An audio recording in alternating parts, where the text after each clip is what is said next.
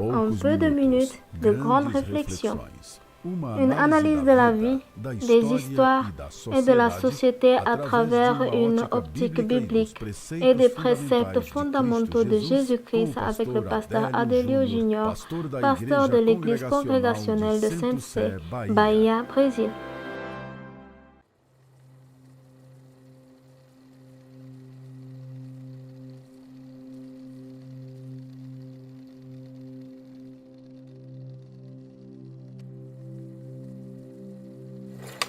Nous sommes dans le barrage de Sobradinho.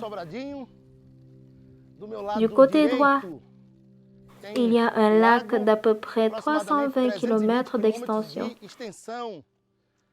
Et celui-ci comporte des villes telles que Saint-Cé, Remanzo, Casanova et Larcado. Il va jusqu'au municipe de Xique-Xique. C'est un barrage emblématique car en ce moment, nous sommes avec à peu près 90% de la capacité du lac en utilisant l'exemple du lac qui est à ma droite. On peut imaginer la mer et c'est cette figure que je veux utiliser pour exploiter le lac de Tibériade, la mer de la Galilée, qui avait le nom de mer. Mais d'où l'eau est douce, drôle, n'est-ce pas?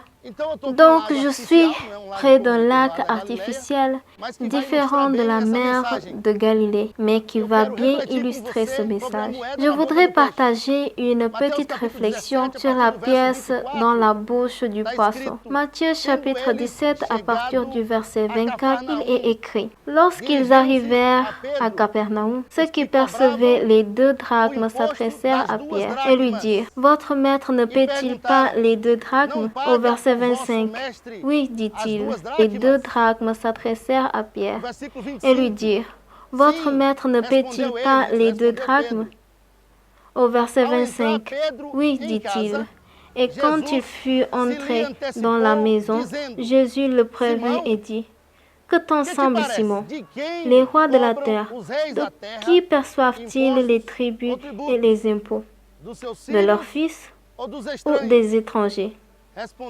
Il lui dit: Des étrangers. Et Jésus lui répondit: Les fils en sont donc exempts. Mais pour ne pas scandaliser, va à la mer, jette l'hameçon et tire le premier poisson qui viendra. Ouvre-lui la bouche et tu trouveras un statère. Prends-le et donne-le leur pour moi et toi. Je partage avec toi sur la pièce dans la bouche du poisson. D'abord, ils sont dans la ville de Capernaum. Capernaum en hébreu, Capher, Nahu, village ou villa de Nahum. Nahum est un prophète. Capher, Nahu, ce qui fait village ou villa de Nahum. Dans les marges du lac de Tibérée, la mer de Galilée et à l'impôt du temple étaient payés par les citoyens d'au-delà de 20 ans, ceux qui adoraient Israël. Et l'impôt s'élevait à 2 drachmes. Et d'autres versions utilisent l'expression de drachme pour souligner que c'était 2 drachmes. Et quand ils arrivèrent, cela leur dit: Votre maître ne paie-t-il pas les 2 drachmes? Et il répondit: Oui. Et quand Pierre va vers Jésus, Jésus lui demande: Que t'en semble, Simon? Et Simon en hébreu signifie Pierre, qui doit payer les impôts, les étrangers ou les fils. Et Simon lui répondit: Les étrangers. Ce que Jésus voulait dire, c'est: Je suis le fils ou le roi. Mais pour ne pas les scandaliser, va à la mer, jette l'hameçon et tire le premier poisson qui viendra, et il y en aura une pièce, un statère. Va, paie pour moi et pour toi. Regardez comme c'est drôle. Pensez en ça, mes frères. Pensez à la mathématique et l'exactitude de Jésus lui disant: Va, jette l'hameçon, et le premier poisson que tu vas tirer, tu en trouveras une pièce. Et cette pièce est un statère. Je veux que tu prêtes attention à ça. Premièrement, un poisson, une pièce, un statère. Le premier poisson, le Seigneur savait non seulement que la pièce ne serait pas dans la bouche de n'importe quel poisson, mais qu'elle serait dans la bouche du premier poisson.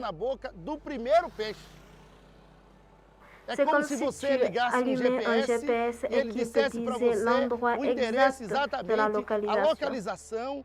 Imagine en regardant du côté droit l'immensité de cette eau. Comment une personne peut avoir la notion et l'exactitude du poisson? Et le premier poisson que tu tireras, ce sera ce poisson. Dans ce poisson, tu vas ouvrir et Jésus continue en disant, et tu verras une pièce. Jésus non seulement il savait le premier poisson, mais maintenant Jésus dit la pièce et la valeur de cette pièce. Quelle est la valeur de cette pièce? Un statère. Et un statère est égal à 4 drachmes. Sois attentif. L'impôt était de 2 drachmes. Imaginons que l'impôt était 2 reais. Et un statère 4 reais. Et dans la bouche du poisson, pour simplifier, qu'il y ait une pièce de 4 reais.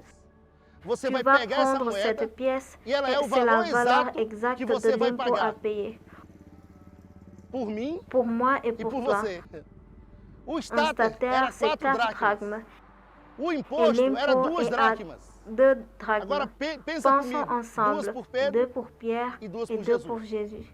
Non seulement Jésus savait le premier poisson, non seulement Jésus savait la pièce et la valeur de la pièce, mais Jésus savait aussi que le calcul exact allait résoudre la situation. Quand on se rapproche de Dieu, on doit se rappeler qu'il a la conscience de la totalité, que même dans l'immensité de la mer, il connaît quel est le poisson. Il connaît la pièce et c'est la valeur de la pièce. Le bon poisson, la bonne pièce pour le réel besoin. Dieu a entre ses mains, dans son omniscience, toutes les choses. Dans l'immensité de l'eau, il a choisi le poisson. Et dans le poisson se trouvait la pièce et la valeur de la pièce pouvant résoudre le besoin. En dernier lieu, je voudrais qu'on pense un peu. Avant le poisson et avant la pièce, Jésus avait rencontré un Pierre qui croyait qu'en jetant une hameçon, celle-là tirerait pour satisfaire ses besoins.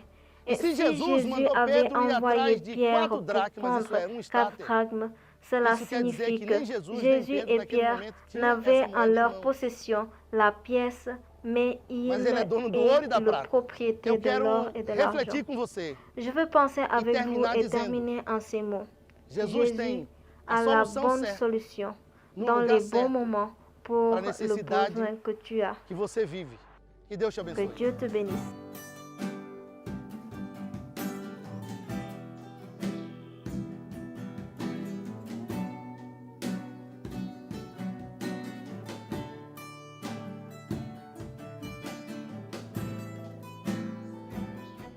Inscreva-se no canal, deixe seu like e marque o sininho para ser avisado de nova postagem.